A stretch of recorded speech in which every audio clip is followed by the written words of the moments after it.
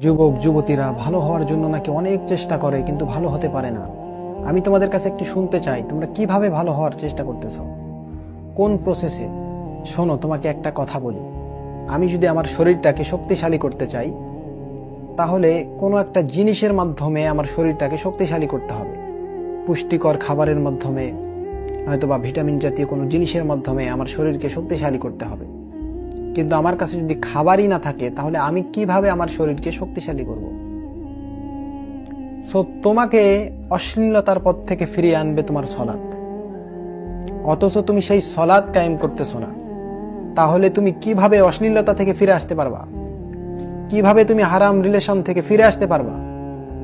তোমাকে তো ফিরিয়ে আনবে তোমার সলাৎ। আল্লাহ সুবহানাহু ওয়া তাআলা বলেছেন, ইন্নাস সালাতা তানহা আনিল ফাহশাই ওয়াল মুনকার। সলাৎ মানুষকে অশ্লীলতা এবং মন্দ কাজ থেকে বিরত রাখে।